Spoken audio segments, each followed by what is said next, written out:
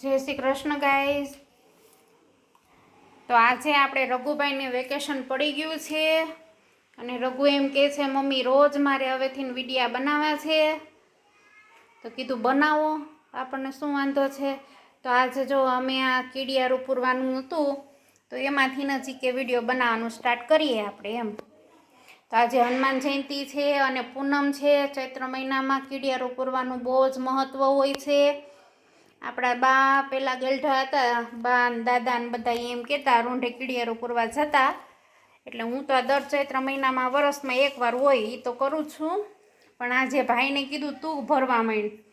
તો આપણે 7 શ્રીફળ લીધા છે, એની છાલ ઉતારી અને આવી રીતના વચ્ચેથી એને કટિંગ કરી અને આ ટોપરું અંદર રહેવા દીધું હોય.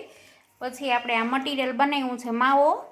આની અંદર આપણે ભાખરીનો જાડો લોટ, રવો, ખાંડ, ઘી અને આની અંદર થોડુંક નાખ્યું છે હની. એટલે એ માવો બનાવી દીધો. ભાઈ સરસ જો આવી રીતના દબાવીને ભરી એટલે સરસ આ કીડીને 1 મહિનાનું જમવાનું થઈ જાય.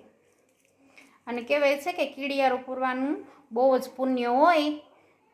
છોકરાઓ કરે તો સારું ને. એટલે જો આ ભાઈએ બધા સાથે 7 શ્રીફળ ભરી લીધા છે અને હવે વૈધો છે આટલો માવો, એ બધા ડબ્બામાં ભરી લે. તો એ ભાઈ જો આ બધો ડબ્બામાં ભરે છે. આ હારે લેતા જાશું. હવે કંઈક ગોતશું, કંઈક ઝાડવા હશે ને ત્યાં એના થળિયામાં મૂકશું એટલે ત્યાં બધી વધારે કીડી હોય. સવાર દીના મહેનતમાં લગાવ્યા છે ભાઈની. તો લાઈક કરજો, અમને શેર કરજો અને કહેજો કે કેવો વિડીયો બન્યો છે. અને સારું, તો હવે પાછા આપણે હમણાં થોડીક વાર પછી, અત્યારે તો બહુ તડકો છે, બપોરના 2-2:30 વાગ્યા છે. એટલે હવે અમે રોંઢે જાશું ત્યારે પાછું વિડીયો બનાવશું. તો અમે નીકળી ગયા છે કીડીઓના તલાશમાં. હું અને મમ્મા નીકળી ગયા છે. તો પછી હવે જોઈએ કે ક્યાં ઝાડની નીચે ઝાઝી કીડીઓ છે. ત્યાં મૂકશું અમે. તો પછી અત્યારે તો અમે તલાશમાં છે, જોઈએ છે. તો મમ્માએ કીડિયારું વાળું શ્રીફળ મૂકી દીધું છે.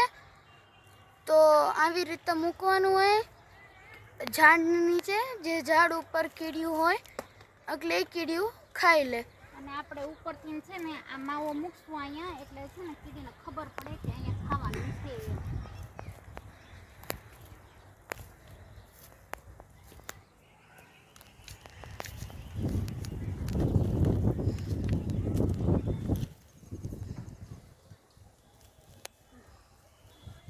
બસ આપણે છે ને આવી રીતના શ્રીફળ મૂક્યું છે.